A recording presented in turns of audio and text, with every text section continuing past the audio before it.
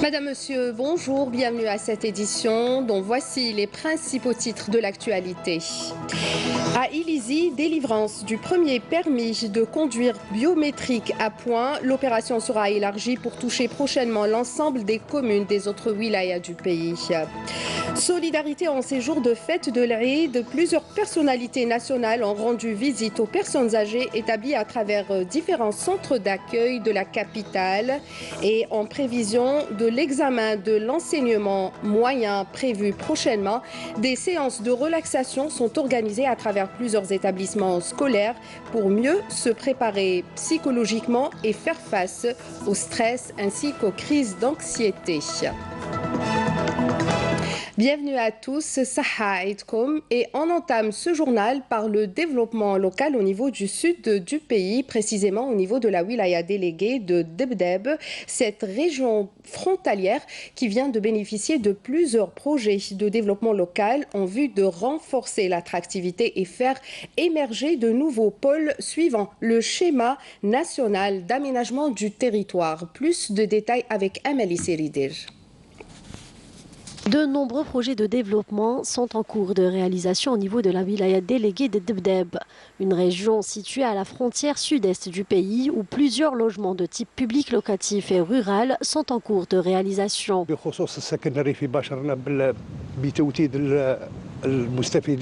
Concernant l'habitat rural, nous avons entamé le recensement des bénéficiaires et pour le logement social, les travaux d'aménagement seront entamés aussitôt et entre-temps, les dossiers du reste des souscripteurs seront étudiés. La région de Debdeb a également bénéficié de nouveaux programmes d'aménagement urbain, ce qui permettra de mettre à la disposition des habitants des espaces de loisirs et de détente. En plus de l'amélioration des services sanitaires, grâce notamment aux nouveaux équipements médicaux dont a bénéficié l'hôpital de la ville. Les malades sont pris en charge même au niveau des zones les plus enclavées. On effectue des consultations périodiques, que ce soit au niveau des salles de soins de Timrouanine, celles de Timreksen ou même au centre-ville. En plus de nombreux projets de développement, de gros efforts sont consentis par les éléments de l'armée nationale populaire pour assurer la sécurité au niveau de cette région frontalière. Et toujours dans la wilaya d'Illizi, cette fois-ci avec le permis de conduire biométrique à point qui fait son entrée. Le premier document a été donc délivré dans la commune d'Illizi. Une opération inscrite dans le cadre du programme du ministère de l'Intérieur, des collectivités locales et de l'aménagement du territoire. Elle vise la modernisation de l'administration ainsi que l'amélioration des prestations offertes aux citoyens. L'opération sera généralisée à travers l'ensemble des wilayas du pays prochainement. Hassiba Abdallah. Ce jeune vient d'obtenir son permis de conduire biométrique. Il est le premier à l'avoir dans la commune d'Illizi. L'opération s'est faite en un temps record. Je viens de récupérer mon nouveau permis de conduire biométrique qui m'a été délivré en un temps record après avoir déposé mon dossier. Une fois l'examen en poche, mon permis m'a été délivré en 20 jours seulement. L'opération a été généralisée à toutes les communes de la wilaya. Le traitement des dossiers se fait de façon tout ce qu'il y a de plus normal. Les citoyens pourront avoir leurs documents administratifs dans des délais plus réduits. Pour approcher au maximum l'administration du citoyen, les autorités locales ont procédé à la numérisation de l'administration et à la formation du personnel sur les nouvelles technologies. Et ce, dans l'objectif d'alléger le dossier administratif.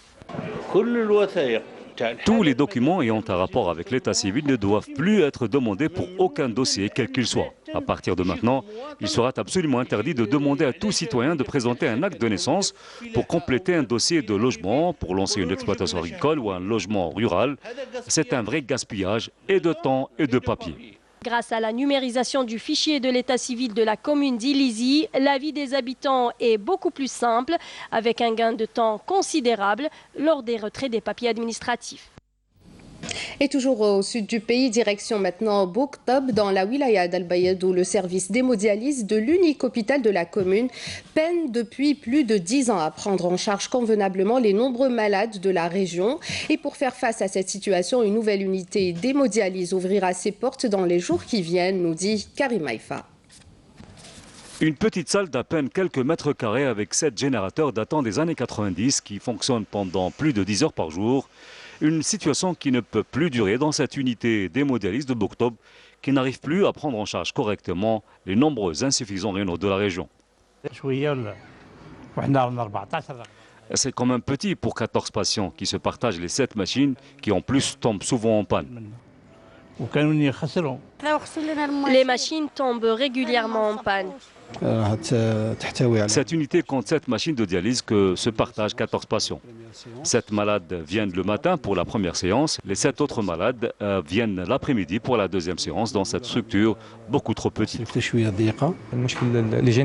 Les machines de dialyse. Ces machines de dialyse sont très anciennes. Et là, les patients n'ont d'autre choix que d'attendre l'ouverture prochaine d'une nouvelle unité d'hémodialyse pour profiter enfin de nouvelles machines. Des générateurs, je doute, Inch'Allah. Une unité plus grande, dotée d'une vingtaine de machines modernes, de quoi répondre aisément aux attentes des malades souffrant d'insuffisance rénale chronique. Nous avons plus de 20 générateurs ou machines de dialyse pour prendre en charge plus de 20 patients. C'est un acquis pour toute la région qui en avait grand besoin. J'espère que tout le monde prendra soin de ce nouveau matériel. Par ailleurs, un nouveau pavillon des urgences a ouvert ses portes aux patients de la commune de Bouktob, une infrastructure sanitaire qui couvrira non seulement Bouktob, mais également 5 communes limitrophes. Et à l'occasion de la fête de Eid al-Fitr, plusieurs personnalités algériennes sont parties rendre visite aux personnes âgées issues du monde artistique, culturel ou même sportif. Elles ont sillonné différents centres d'accueil pour personnes âgées au niveau de la capitale pour partager avec eux la joie de l'Eid. L'initiative est signée l'opérateur de téléphonie mobile Ouridou, Manel Boutouaba. L'Aïd, comme à la maison, retrouver l'ambiance du foyer le temps d'une journée en compagnie d'une pléiade de personnalités connues, une initiative prise hier par les employés de l'opérateur de téléphonie mobile Ouridou pour redonner un peu de chaleur à ce pensionnat pour personnes âgées, arrachées malgré elles au giron familial.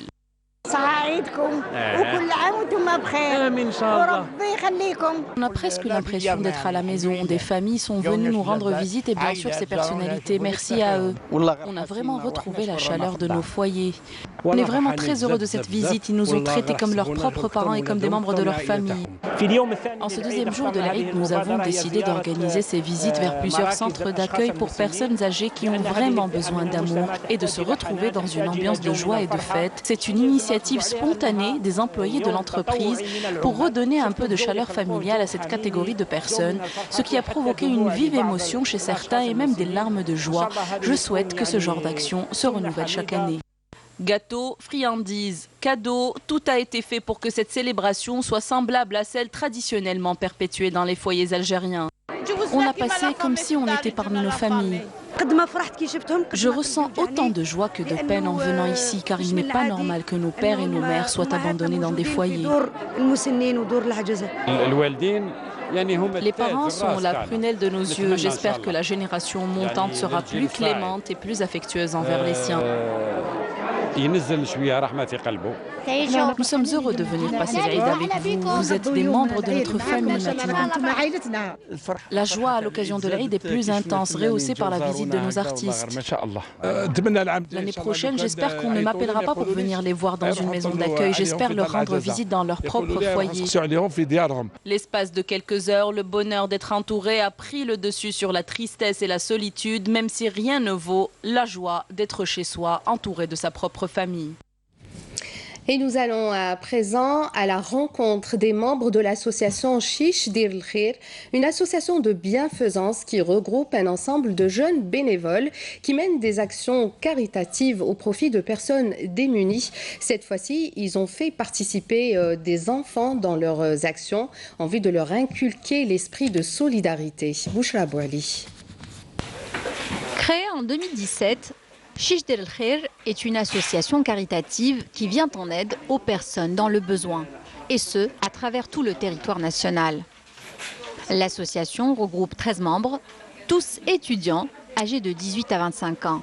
L'association a été créée en 2017 pour un but de le jeune Algérien qui يقولوا que ما يصلح والو, donc on a essayé de changer l'idée تاع الناس.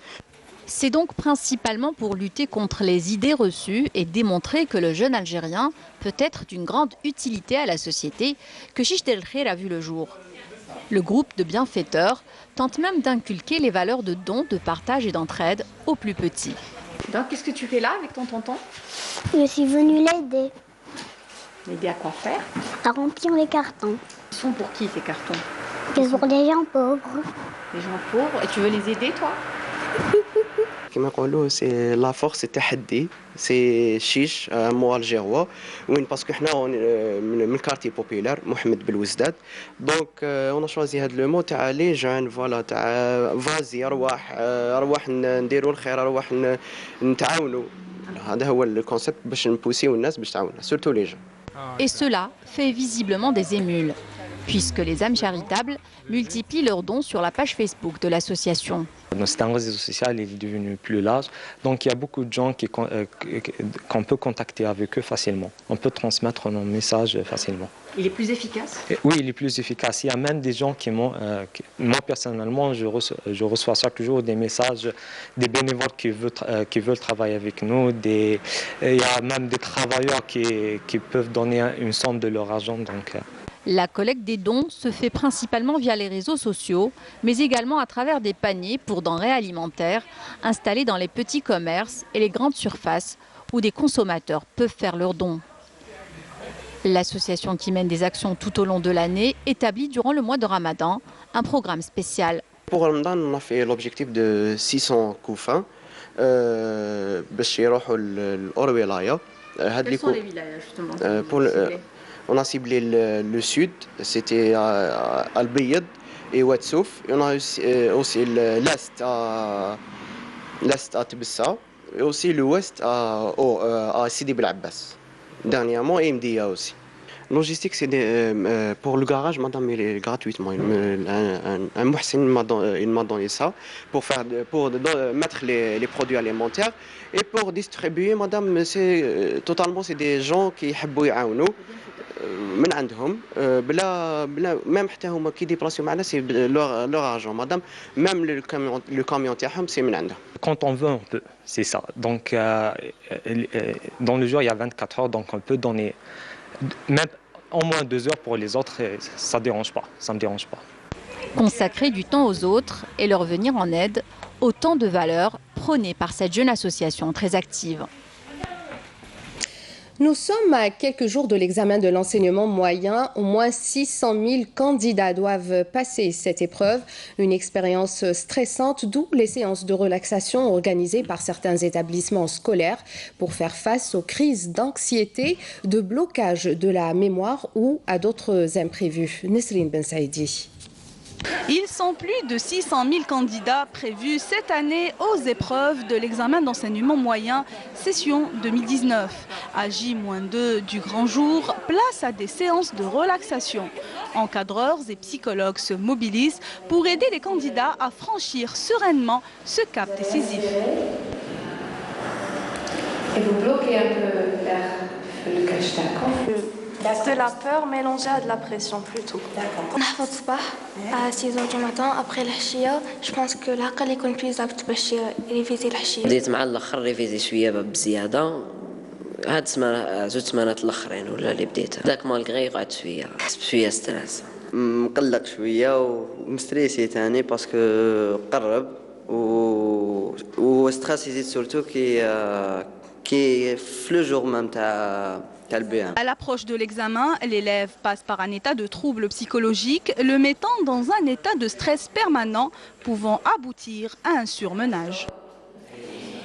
Le stress chez un élève, c'est une pression ressentie qui a plusieurs facteurs. En fait, essentiellement, c'est la peur de l'échec. Souvent, c'est une anticipation. En fait, l'élève, il anticipe l'échec et tout ce qui s'ensuit, les répercussions. Donc la punition des parents, la déception. Donc notre rôle ici à l'école, c'est justement de leur donner des outils, et pas que sur le plan scolaire, même dans la vie de tous les jours, pour qu'ils puissent justement faire face à cette pression. Nous essayons de donner aux élèves des leçons simples et bien organisées pour que l'élève puisse bien assimiler et pour qu'il ne subisse pas de pression engendrée par une mauvaise assimilation. Vous savez, l'élève ressent cette pression lorsqu'il n'est pas bien préparé. C'est pour cette raison que nous essayons de donner des leçons simples et bien organisées. Vous l'aurez compris, évacuer le trop-plein de stress commence par la relaxation relaxation en pratiquant du sport ou se distraire, adopter une alimentation saine et équilibrée et surtout organiser son temps. Au plan économique, les cours du pétrole étaient orientés en légère hausse en raison des risques géopolitiques au Moyen-Orient. Vers 4 heures GMT, le baril de Light Sweet Crude, la référence américaine du brut, gagnait 13 cents à plus de 51 $ dans les échanges électroniques en Asie. Et toujours dans l'actualité internationale, suivi de l'évolution de la situation en Libye, après que les forces du gouvernement d'union nationale aient parvenu à consolider leur position dans la périphérie de Tripoli, cible d'une attaque depuis 2 mois menée par des troupes de Khalifa Haftar venues de l'Est, tandis que le gouvernement d'union nationale maintient la mobilisation pour maintenir la sécurité dans la capitale. Et au Soudan, la contestation populaire se poursuit au lendemain de l'intervention de l'armée pour disperser un sit-in à Khartoum, ayant fait au moins 100 morts et une centaine de blessés parmi les civils, alors que l'appel au dialogue renouvelé par le Conseil militaire de transition a été rejeté par l'Alliance pour la liberté et le changement. Au moins 6 personnes sont décédées et des dizaines portées disparues dans le district de Boudouda, dans l'est de l'Ouganda, à la suite de glissements de terrain provoqués par de fortes pluies. En Syrie, crainte d'utilisation d'armes chimiques par les groupes terroristes à Idlib, au nord-est du pays, notamment après la découverte de grandes quantités d'équipements de protection contre ces armes prohibées. Toujours dans l'actualité internationale, le président russe Vladimir Poutine a affirmé avoir discuté avec son homologue chinois Xi Jinping de problèmes mondiaux urgents, soulignant que les deux pays ont des positions similaires et concordantes sur de nombreuses questions clés. Les discussions ont porté également sur l'état actuel et les perspectives de coopération entre les deux pays dans divers domaines. Retour au pays, petite virée à la vallée du Mzab pour découvrir son célèbre marché. Il a été fondé en 1884.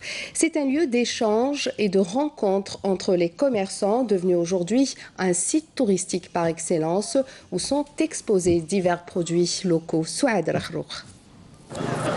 De forme rectangulaire, la place du marché de Gherdaya est entourée d'une galerie d'arcades sous lesquelles s'ouvrent des boutiques et des petits commerces.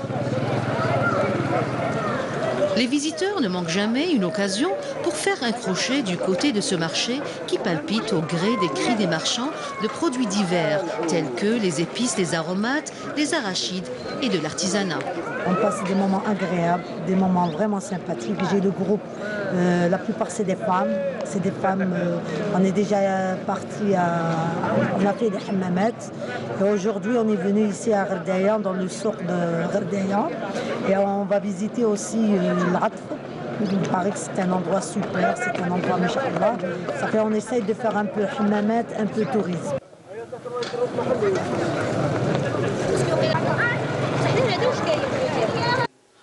On y trouve également de très beaux tapis confectionnés par des femmes mozabites, gardiennes d'une tradition et d'une histoire plusieurs fois millénaires.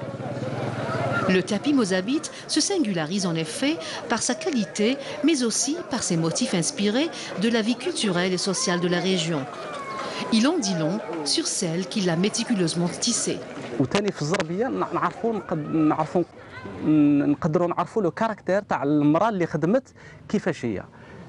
Durant le tissage, l'artisane transmet à travers des motifs et des couleurs vives les valeurs culturelles et sociales locales. Il s'agit donc de messages codés à travers lesquels on peut percevoir la personnalité des tisseuses. La préférence pour une couleur ou un symbole reflète en effet un trait de caractère. On peut donc imaginer dans quel état d'esprit était celle qui a tissé le tapis. Le tapis gherdaoui, issu de la créativité du génie populaire, est un moyen de pérennisation du savoir-faire féminin en matière d'artisanat, porteur de richesse pour l'économie locale et de redynamisation du tourisme. Et du sport, pour terminer, l'équipe nationale de football a entamé sa préparation pour la phase finale de la Coupe d'Afrique des Nations, la CAN 2019, prévue en Égypte du 21 juin au 19 juillet prochain, avec une première étape qui se déroule actuellement au Centre technique national de Sidi Moussa à Alger. Ce stage qui s'étalera jusqu'au 8 juin prochain sera consacré à l'aspect physique. La seconde partie de préparation se déroulera à Doha, au Qatar, avec au menu 2 matchs amicaux prévus le 11 juin face au Burundi et le 16 juin prochain face au Mali. Voilà qui finit ce journal. Merci de nous avoir prêté attention. Je rappelle, tous nos programmes sont disponibles sur les sites internet de la télévision, la page Facebook ainsi que notre chaîne YouTube. Tout de suite, la page complète météo vous sera présentée par Mina Abed. Excellente journée sur Canal Algérie. Au revoir.